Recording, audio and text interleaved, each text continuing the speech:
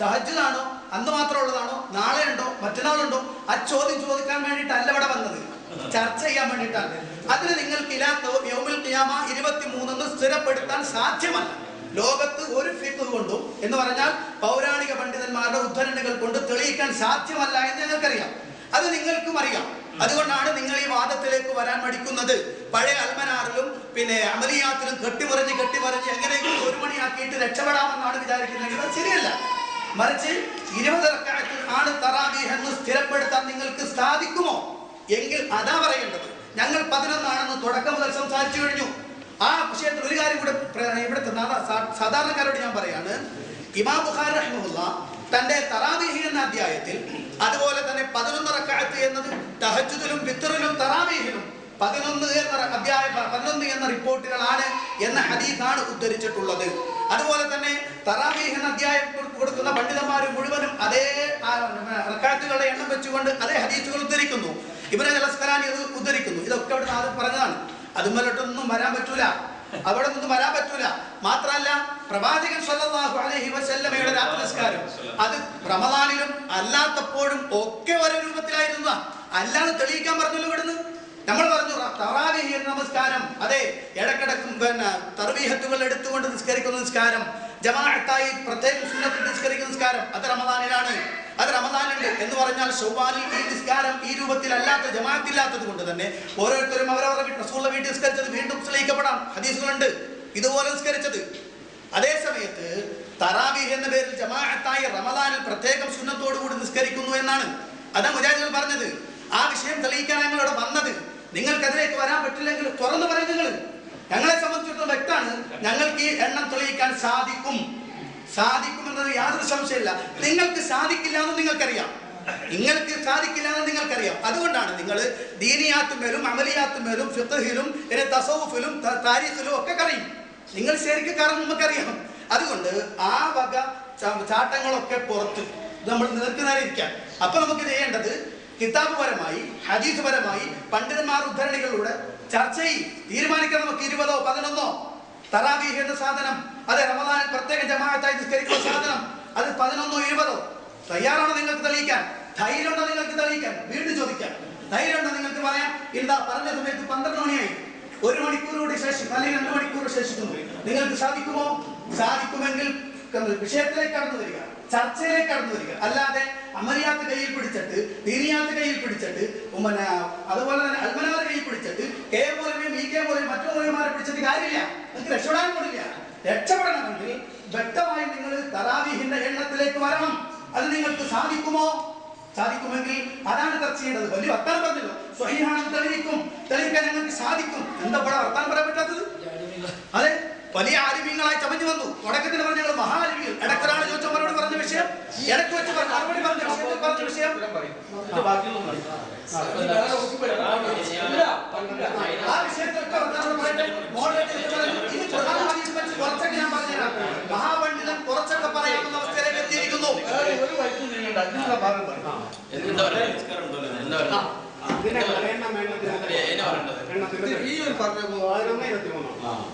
Moderator പറഞ്ഞു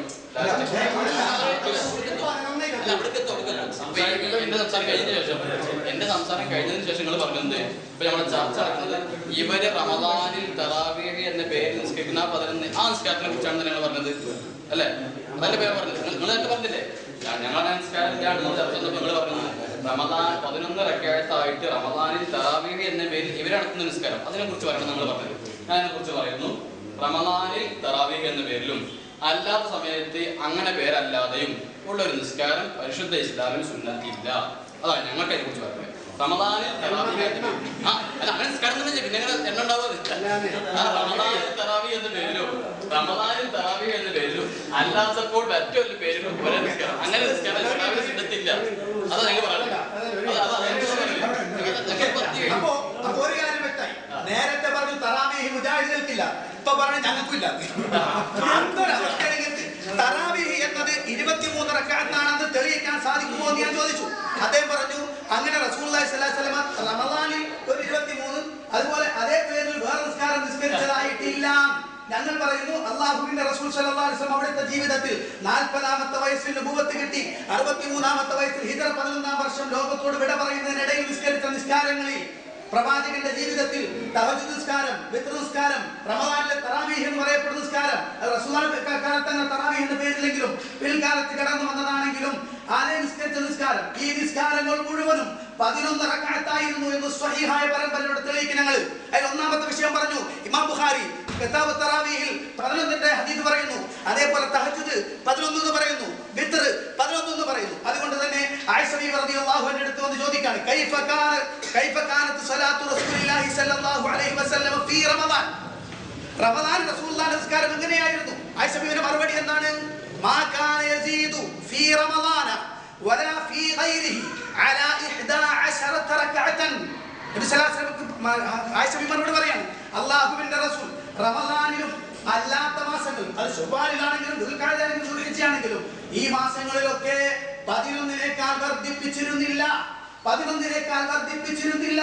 റസൂലുള്ള 11 എന്ന് പറഞ്ഞ് നിങ്ങൾ പറഞ്ഞത് വിത്റാണെങ്കിൽ അല്ലാഹുവിന്റെ റസൂൽ സല്ലല്ലാഹു അലൈഹി വസല്ലം റമദാനിൽ 11 എന്ന വിത്റിന് പുറമെ 20 റക്അത്ത് എന്ന് നിങ്ങൾ പറയുന്ന തറാവീഹ്, അതുപോലെ 36 എന്ന് പറയുന്ന തറാവീഹ്, 40 എന്ന് പറയപ്പെടുന്ന തറാവീഹ്, ഇതൊക്കെ എന്റെ അഭിപ്രായമല്ല.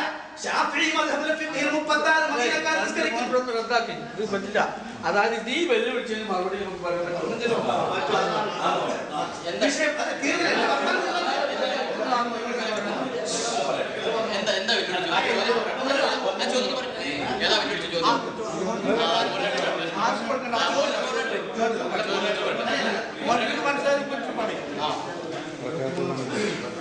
അതായത് 23-ഓ 11-ഓ ഇപ്പൊ 11 ഇവര് പറയാൻ ന്യായം നിരത്തിയത് കിതാബ് തറാവീഹ് എന്ന ബുഖാരിയുടെ ഹദീസ്, പിന്നെ ആയിഷാവിയുടെ ഒരു വളരെ ശക്തമായൊരു ഹദീസും പറഞ്ഞിട്ടുണ്ട്. 2 തെളിവാണ് വ്യക്തമായിട്ട് പറഞ്ഞിട്ടുള്ളത്. ഇതിനെ കോട്ട് ചെയ്യാവുന്ന എന്തെങ്കിലും ഉണ്ടോ? അതായത് ഇത് 11 അല്ല 23 എന്ന് പറയാൻ തെളിയിക്കാനുള്ള കോട്ട് ചെയ്യാനുള്ള ഹദീസ് ഉണ്ടോ? ഒന്നാമത് വേണ്ടത്. ഹദീസ് ഇല്ലെങ്കിൽ വേറെ എന്തെങ്കിലും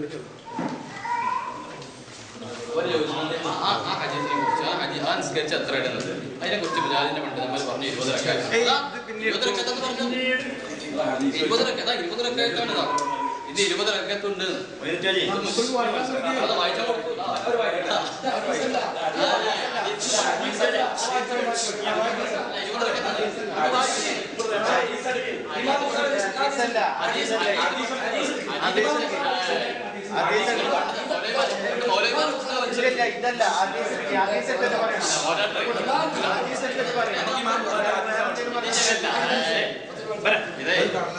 അതെ അതീശത്തിട്ട് പറയണോ?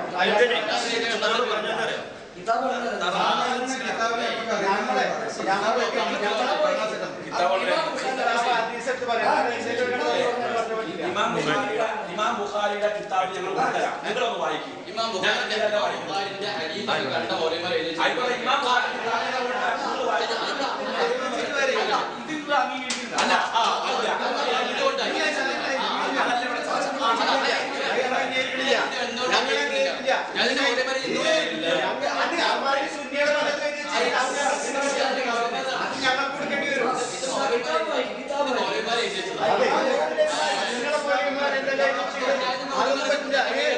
നമ്മക്കിവിടെ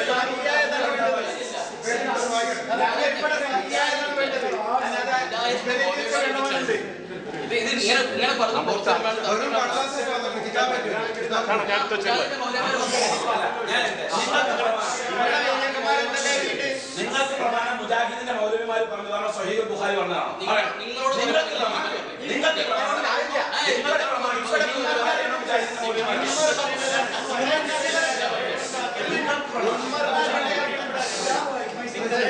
നമ്മളെ സംബന്ധിച്ചിടത്തോളം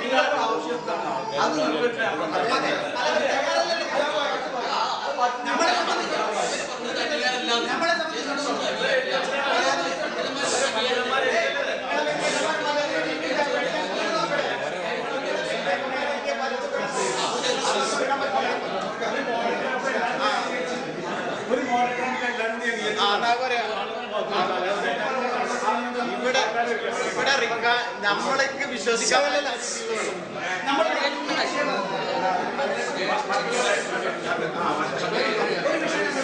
പ്ലീസ്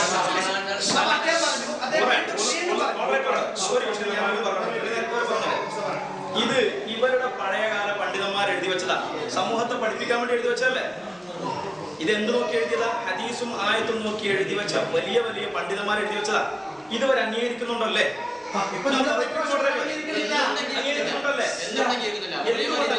പഴയകാല പണ്ഡിതന്മാർ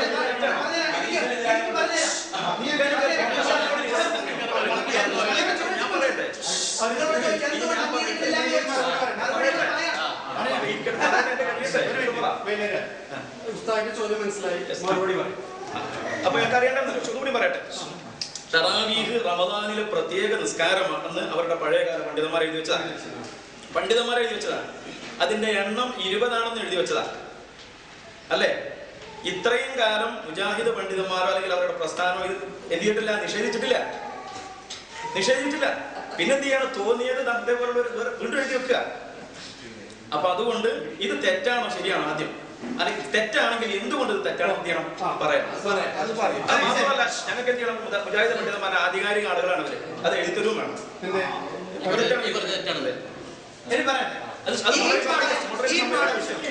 ഈ പാഠപുസ്തകം ഫസ്റ്റ് ഇവർ ചോദിച്ചപ്പോൾ നമ്മൾ പറഞ്ഞു ഞങ്ങളുടെ വാക്ക്, നിങ്ങൾ പണ്ഡിതന്മാരെന്ന് പറയപ്പെടുന്ന ആളുകളാണല്ലോ, ഒരു കാര്യം കേട്ടിട്ട് ആ വിഷയത്തിന് അതിനെതിരായ ഒരു മറുപടി പറഞ്ഞാൽ അതിന്റെ അർത്ഥം എന്താ?